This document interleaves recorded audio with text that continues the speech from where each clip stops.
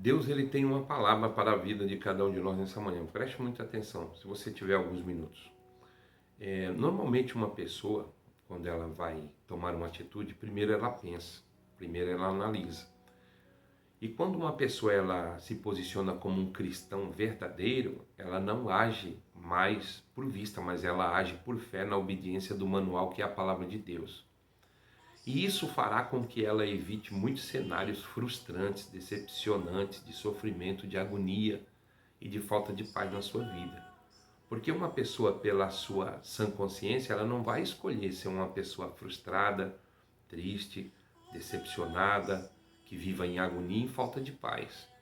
E nem sempre é o adversário das nossas almas que age para que isso aconteça na vida de cada um de nós. Mas, simplesmente, nós deixamos de obedecer e observar aquilo que Deus nos orienta pela sua palavra, porque o inimigo ele não pode ir além dos limites para poder te tocar na tua casa, na tua família, no teu ministério, na tua vida, nos teus pensamentos, desde que Deus não permita ou você dê legalidade. Você lembra de Jó? Então Deus permitiu o inimigo tocar em Jó, naquilo que Jó tinha, mas foi porque Deus permitiu. E nós, quando escolhemos viver uma vida por fé e não por vista, nós vivemos orientados pelo manual. Então primeiro nós raciocinamos, pensamos e sabemos muitas das vezes como agir em determinadas situações por aquilo que Deus nos revela, nos orienta pela palavra. Só que na hora de tomar atitude, as atitudes são vinculadas com os sentimentos particulares, egocêntricos e mesquinhos do nosso próprio coração. E isso gera sofrimento, isso gera consequências de decepção, de frustração, de agonia. A Bíblia nos diz no livro do Êxodo, no capítulo 33, no versículo 15, que Moisés disse para Deus assim: Senhor, se a tua presença não for conosco, não nos permita subir daqui. Mas no contexto desse texto vai demonstrar um Deus irado. Deus estava irado com o povo, falou para Moisés na oração na tenda assim: Moisés, eu não vou no meio do povo para que eu não os consuma a todos, porque esse povo é obstinado, esse povo é rebelde, é desobediente. Eu estou falando que vou abençoar, eu estou abençoando e eles são obstinados. Eu vou enviar um anjo no meio. E aí Moisés entrou na tenda e falando com Deus ali, Deus falou para ele ali que não iria no meio do povo para não consumir o povo. Mas no versículo 15 do capítulo 33 do Êxodo, Moisés declarou algo que nós temos que declarar e fazer uso de prática de fé nisso. Senhor, se a tua presença não for conosco, não nos permita subir daqui, porque Deus tinha prometido e aquilo que Deus promete, ele cumpre, porque ele não é filho do homem para que se arrependa, falaria ele e não cumpriria. Não, Deus não é homem, Deus é Deus, que tiraria o povo ali da escravidão do Egito e levaria eles a uma terra que mandaria leite e mel. E Deus cumpriu a promessa. Mas Moisés não queria ir sem a presença de Deus. Quando aqui a presença de Deus, pastor, está conosco, como nós estamos orientados pela palavra dele. Então, quando nós primeiro raciocinamos, se você realmente tem a mente de Cristo, você vai viver uma vida pautada com aquilo que Deus ele fala pela palavra. Você não vai agir por tua conta e risco. Porque se você agir por sua conta e risco, você vai viver em agonia. Você lembra de Juízes capítulo 6, quando Deus falou para Gideão assim: Gideão, o Senhor é contigo, varão valoroso. Mas ele estava passando uma crise existencial terrível. A Bíblia diz que Deus permitiu o seu povo passar uma escassez de alimento, que estavam vivendo dentro das concavidades das rochas como ratos, fugindo da ira dos midianitas, porque vinham saqueando o produto da lavoura, da agricultura, roubando os animais, e o povo estava passando fome.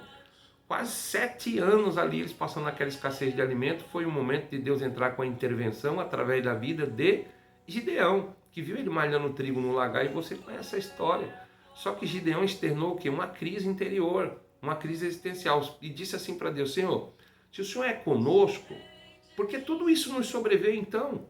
Né? E aí o que Gideão fez? Ele pediu prova para Deus, se realmente era Deus que estava falando com ele. Falou: Senhor, então como prova que é o Senhor que vai me dar vitória para com todos os inimigos, eu vou colocar um velo de lã aqui na relva, e ele vai estar encharcado e a relva seca. E assim aconteceu. No outro dia, o velo de lã estava encharcado, espremeu água e a relva ao redor tudo seco. Senhor, não tenha o teu servo não se ire com o teu servo, vou pedir mais uma prova. Ele pediu outra prova, se realmente era Deus que estava no negócio falando. Será que não precisa a gente pedir prova, confirmação, ou nós agimos por emoção, por impulso, pela nossa própria vontade, pela nossa própria razão, ou por aquilo que o nosso coração almeja? Então uma coisa é você agir segundo o teu coração, outra coisa é você agir pautado, direcionado pela palavra, o manual aqui, ó, que te livra de sofrimento. Senhor, vou pedir mais uma prova. Eu vou colocar o velo de lã lá na relva e somente ele vai estar seco. E a relva ao redor tudo cheio de orvalho. E assim aconteceu. Então peça confirmação a Deus. Para de sofrer, para de viver em agonia. Para de querer colocar a culpa no sistema, no governo, no inimigo. Tem coisas que você sofre que o inimigo não tem nada com isso. Aprende em nome de Jesus a viver, ó, usando o manual de fé. A palavra de Deus é o manual. Para que é o manual? Para quê? Para poder seguir as orientações, as informações do fabricante, Deus. Para você, ó, viver uma vida de vitória, uma vida de bênção, uma vida de paz. Não viva em agonia, tomando as atitudes por sua conta e risco, porque senão o sofrimento, decepção, tristeza é iminente, falta de paz, falta de sono. Você não está dormindo? Você está muito endividado? O que está acontecendo com você? Deus, ele tem uma palavra de bênção para a tua vida nessa manhã. Receba essa palavra. Deus diz para mim e para você, peça orientação para mim, confirmação para mim, para evitar muito sofrimento na sua vida. Receba essa palavra, em nome de Jesus. Vamos orar? Pai, eu te agradeço por essa palavra maravilhosa que vem de encontro à minha vida.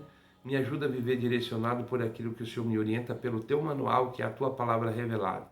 Que eu não viva, meu Pai, por vista nem segundo aquilo que o meu coração almeja, mas por aquilo que o Senhor determina pela tua palavra. Que Deus em Cristo te abençoe hoje sempre. Leia a palavra de Deus, medita na palavra de Deus e aplica na tua vida. E eu te desafio a fazer isso e a viver uma vida triste, de decepção, de frustração. Não. Você pode passar uns vales, mas a vitória é certa, em nome de Jesus. Que Deus te abençoe.